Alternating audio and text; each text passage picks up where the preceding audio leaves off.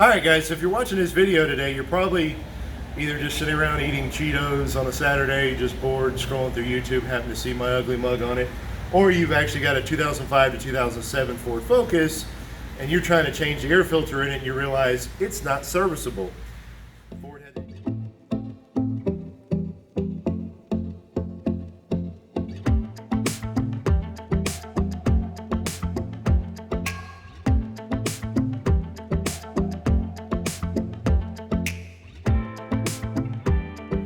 the ingenious idea of, hey, let's just make it a lifetime filter because you'll never need to replace your air filter, right?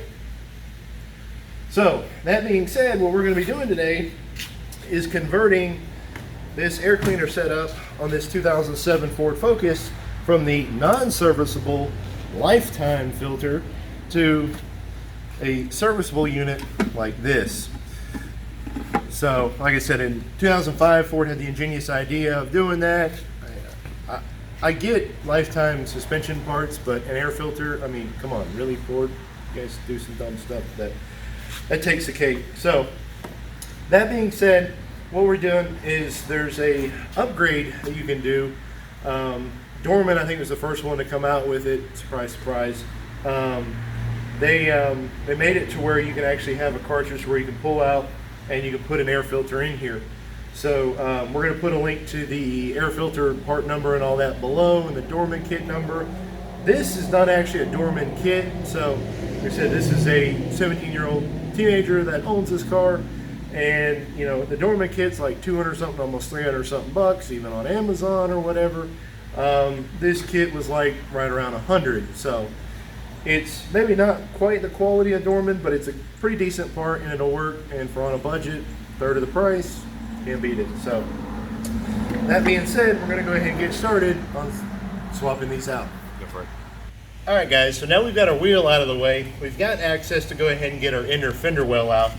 And to do that, we're gonna use our 7mm socket. We're gonna go ahead and take this little bolt off right here. And then we've got a mess of these little plastic rivets, but they've got like a little threaded plastic screw in the center of them. And these things suck, not gonna lie. You have to put like no pressure on them and try to thread them out, and they drop right back in. All right guys, so we got our little 7mm screw down here that we're gonna need to take out. Just threads right out, no problem there.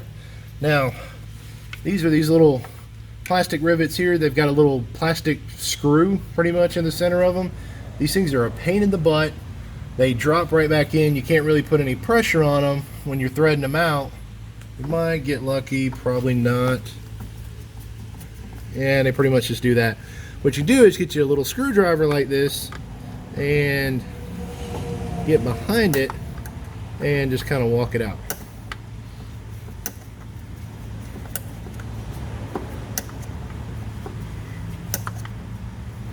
Normally you can just reach in and pull it right out, and it looks something like that. Now, once you've got that out, you can come right in with your little screwdriver and pop the other piece out. So there's what, 1, 2, 3, 4. I think there's another one hidden down here somewhere. Yep, 5, 6. Okay, so there's like 6 of them, and then this little screw right here. This little thing here was already boogered up a bit, so I don't know if that's something somebody put in there, if that's factory or not. It doesn't really look factory, but so we're gonna go ahead and get this one out, and then we'll work on getting all our plastic rivets out.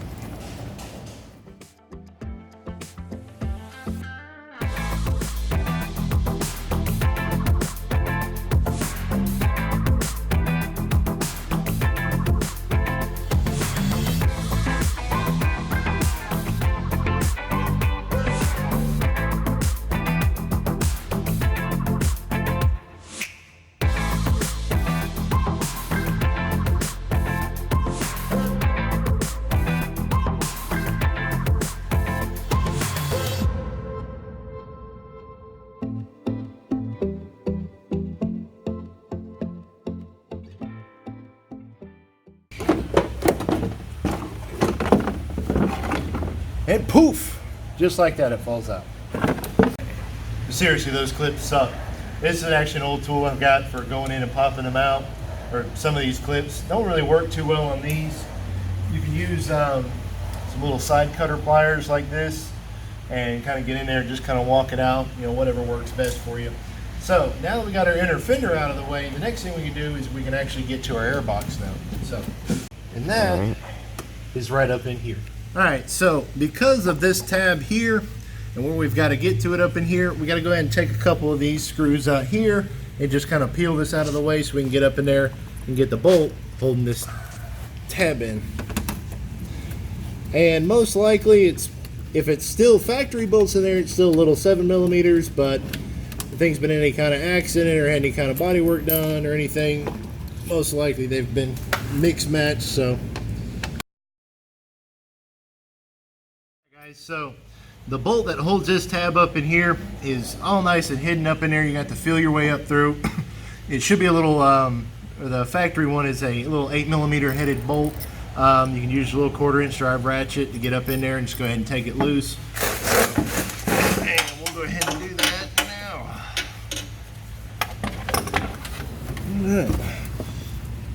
And it looks a little something like that. Of course, that booger is nice and hidden up in there. So, well, the next things we're going to go ahead and do is on this part here, the elbow, there's a band clamp on there, a little worm clamp that we got to get loose. All right, guys, so we got our hard to get to bolt out of the way before we loosened anything else. Next thing we're going to go ahead and do is there's a band clamp, little worm gear clamp around this elbow here. We're going to go ahead and take that off. That's right in here. Fortunately, it's fairly easy to get to now. It's a little 6mm socket, that's all you need. And just go ahead and loosen it up pretty good. All right, so the next thing we're gonna do is we've got this little strap here. Just pull down a little bit, pull off, and there's one right on the opposite side of it there. Do the same thing. That releases this neck up here. Then we're gonna go ahead and pull these two bolts out, and we're ready to drop this whole unit on out of here. All right, guys, so this air cleaner unit didn't come with an actual filter. It's the only downfall to it. I think the Dorman one does. For the price, I really hope it does. But to help you guys out, the actual part number from O'Reilly's is a MGA 46107. So if you end up buying this kit or need to know a good replacement, if you actually look up, like if you go to like O'Reilly's online website and you look up air filter for this particular model, which is funny, I realized Advanced and AutoZone don't even show anything, but O'Reilly's gives the option of, it lists the filters, this filter and a Wix filter and all that, but it says specifically if you've had the Dorman kit upgrade, blah, blah, blah. So I think it's pretty cool they actually did it and the others didn't. Just another reason O'Reilly's is awesome. So that being said, what you want to do is go ahead and take your air filter, set it down in the tray like so. You can see how it's dished here, and you want to make sure it's down in there good and snug. This grid side should be on this side here because the airflow is going to come in through here, and in this way, this is where all the dirt's going to get trapped. So I'm going to take that, slide it in like so, and boom goes the dynamite. We're going to go ahead and take a little studs and wing nuts here and go ahead and tighten that down.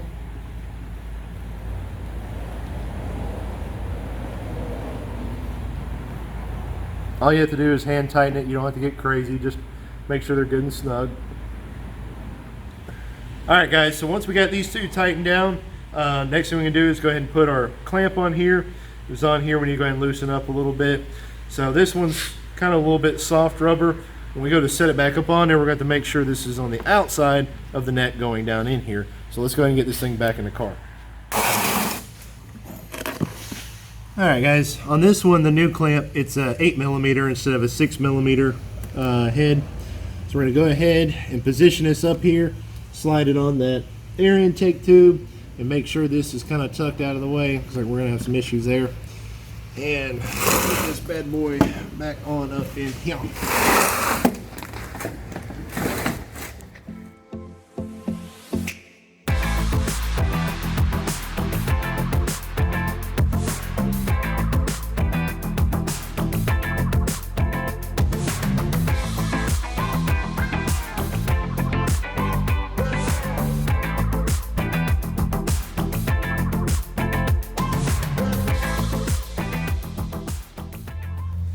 All right, guys, so when you're tightening these down, I would go ahead and tighten this one back here and then tighten this one up, because as you tighten, it's going to pull this so you're not pulling against yourself.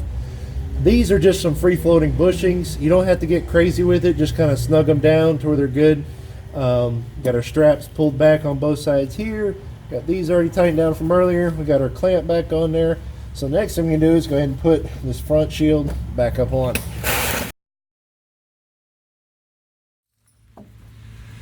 Alright, we got our shield back up. Next thing we can do is put our inner fender well back on. Set it on back up in here like y'all.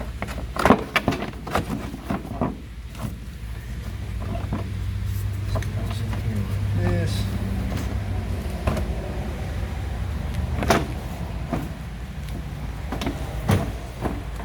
So before you put any clips in, go ahead and make sure you got it set in right. You notice part of this is hidden back here, part of it stays out here, so before you go put a bunch of clips in it, you got to pull them right back out, which that sucks. Cool thing is these things go in a lot easier than they came out. Alright guys, we got our wheel back on. Went ahead and just snugged the lug nuts down. We want to go ahead and wait until we get the car on the ground. We'll go ahead and torque them down. I believe the spec on these particular steel wheels are like 95 foot-pounds. Yours might be a little bit different. If you've got like an aluminum or aftermarket rim, you definitely want to look up manufacturer's recommended specs and go with that. But we're going to go ahead and get back underneath here with our jack. Go ahead and get back under the same point. You want to go ahead and check around the car, make sure nothing underneath there, any small children, animals, or anything like that, before you go to drop it back down. Go ahead and get it off the jack stand, pop it out, just like that, clear it out. One last quick look, go ahead and drop it. And we'll go ahead and torque our lug nuts back. Alright guys, that's a wrap. We got our wheel torqued down, so we're ready to go. We're going to go ahead and close the hood, got our vehicle down. We're good to go. So, pat yourself on the back. You did an awesome job. That's not super in-depth and complicated, but there's a fair bit to it. You accomplished and you got through it, and that's awesome. So, that's what we're here about on the how-to series with Mike. So, that being said, guys, by that time to crack open a good cold, treat yourself to a good Dr. Pepper, and remember, stock is not an option.